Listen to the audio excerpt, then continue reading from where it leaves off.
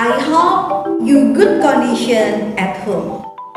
Senang sekali jumpa kembali bersama saya Ustazah Azmil di kesempatan kali ini tepat di kelas tenang. Dan kali ini kita akan belajar tentang tema 1, pembelajaran 1 dan 2. Tujuan belajar kita hari ini anak-anak adalah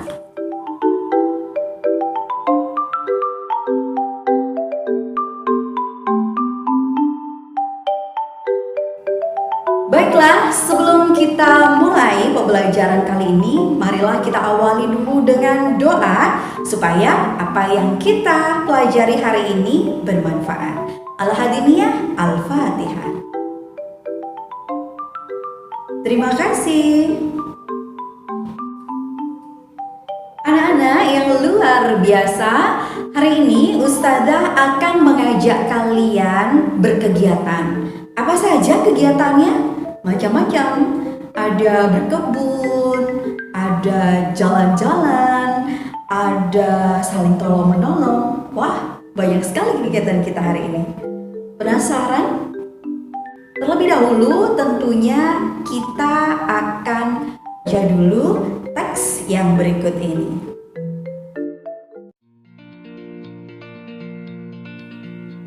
Bagaimana jagung berkembang biak? Jagung merupakan salah satu tanaman yang dijadikan bahan makanan pokok di berbagai negara, salah satunya di Indonesia. Di Indonesia, penduduk Pulau Madura menjadikan jagung sebagai makanan pokoknya. Jagung merupakan salah satu tanaman penghasil karbohidrat yang sangat diperlukan oleh tubuh.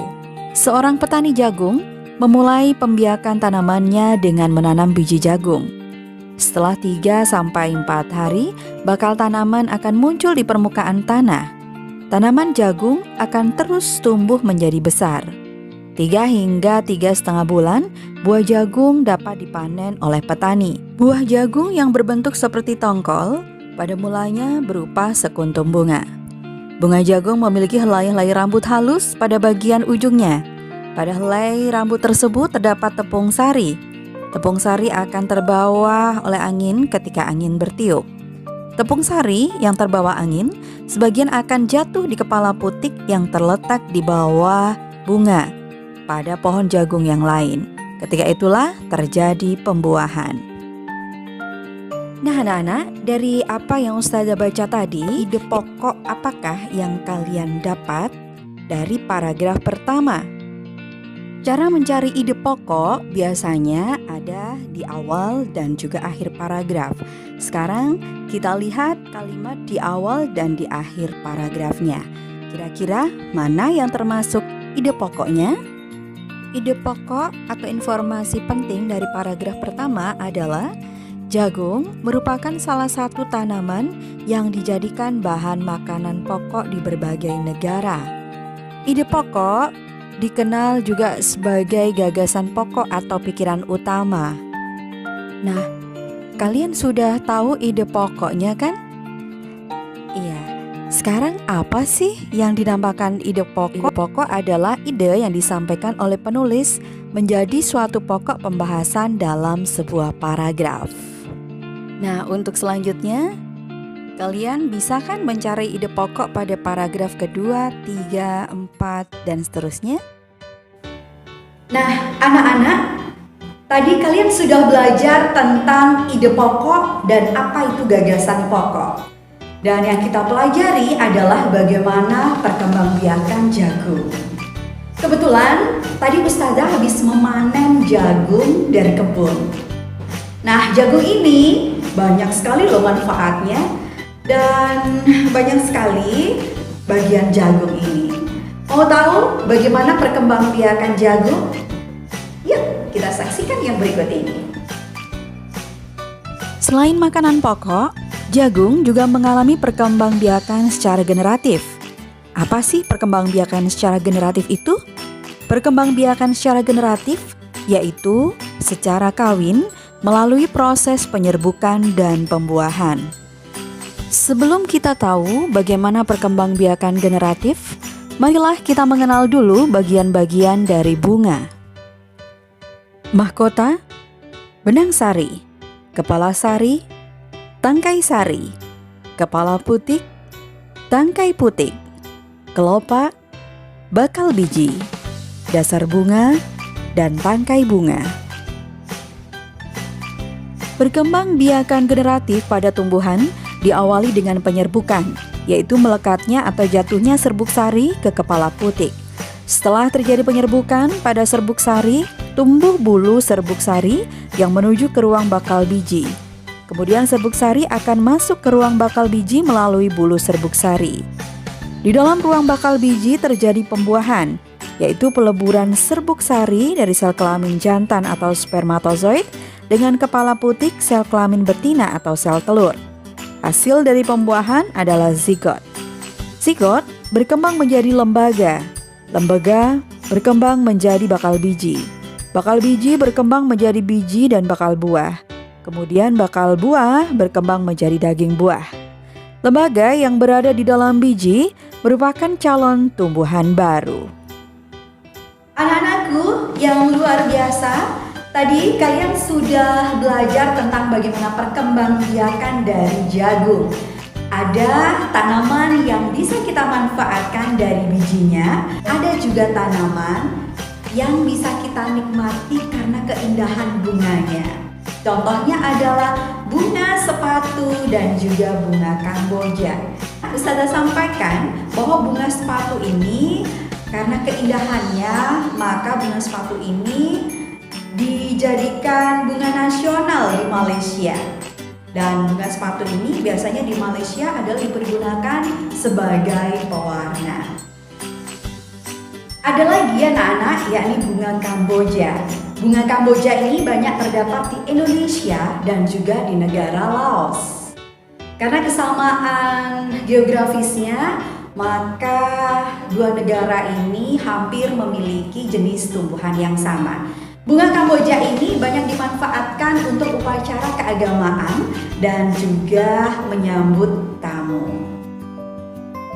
Malaysia dan Laos adalah negara yang saling berdampingan.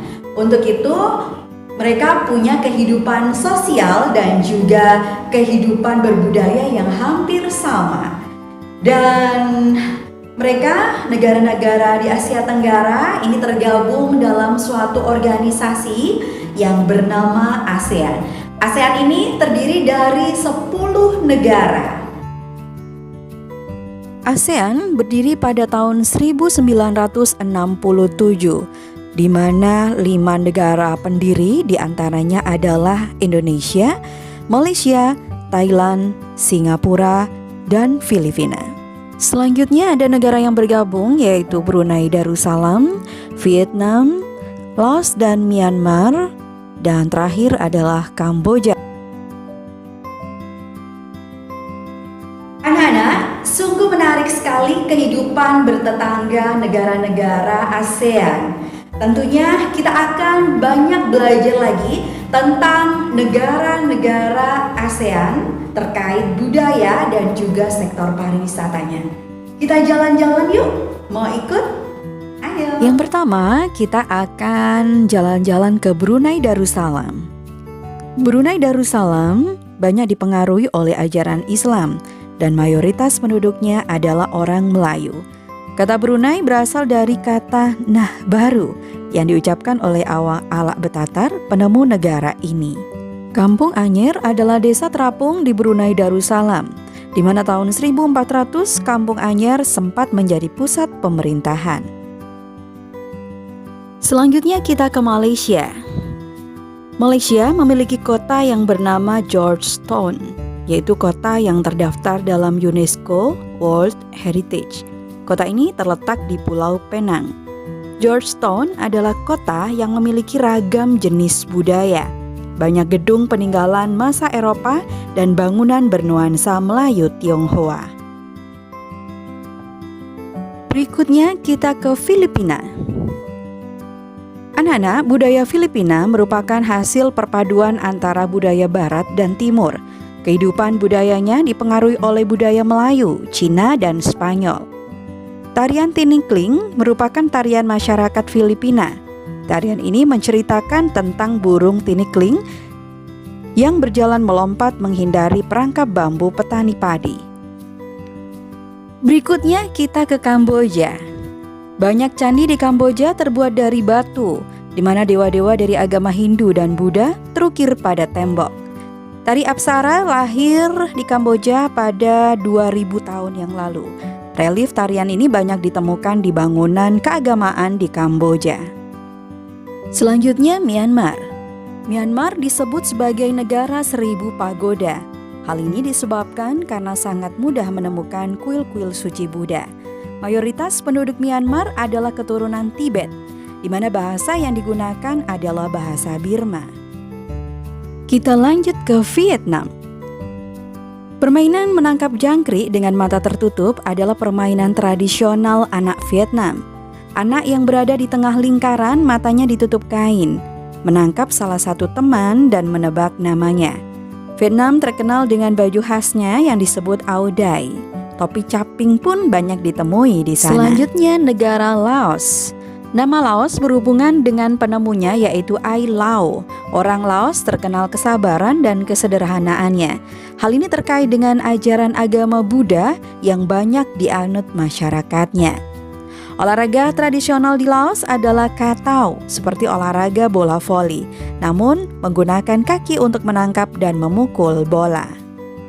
Selanjutnya adalah Singapura. Singapura memiliki lambang negara yaitu Merlion. Merlion adalah patung berkepala singa dan berbadan ikan. Menurut mitos, Singapura dahulunya adalah kampung ikan, di mana kampung ini bernama Temasek yang berasal dari bahasa Jawa yang artinya lautan. Singapura berasal dari kata Sanskerta yang berarti kota singa. Selanjutnya negara terakhir yang kita kunjungi adalah Thailand. Thailand adalah satu-satunya negara di ASEAN yang tidak pernah dijajah oleh bangsa Eropa. Indonesia dan Thailand memiliki tradisi minum teh. Di beberapa daerah di Indonesia, kebiasaan minum teh dilakukan secara turun-temurun. Salah satunya adalah teh yang diseduh di poci.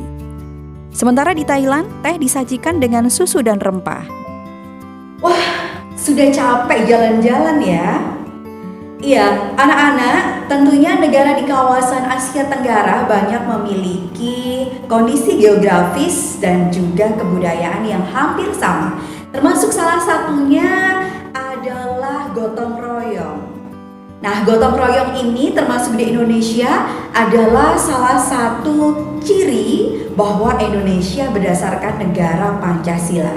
Tentunya dalam penerapan Pancasila ini tercermin dalam kehidupan masyarakat sehari-hari.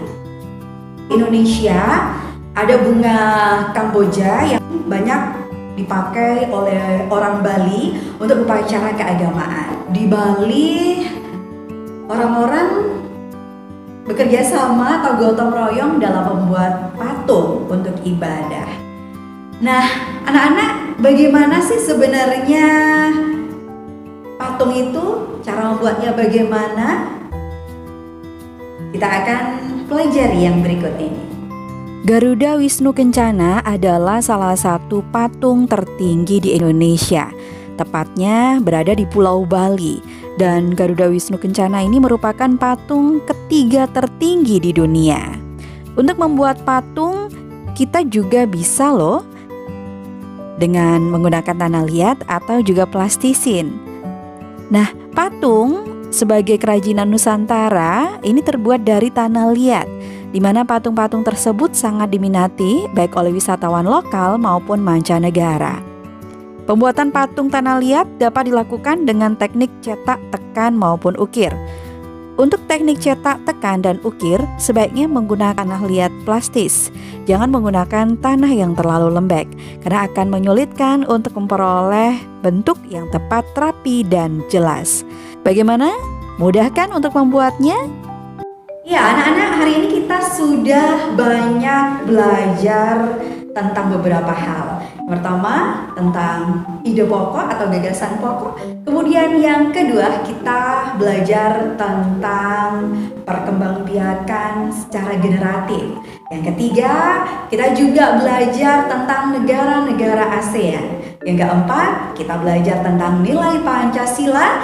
Dan yang kelima, kita belajar tentang bagaimana patung dan cara membuatnya. Semoga apa yang kita pelajari hari ini bermanfaat. Sampai di sini perjumpaan kita akan jumpa lagi di waktu yang akan datang. Akhirul kalam, wassalamualaikum warahmatullahi wabarakatuh.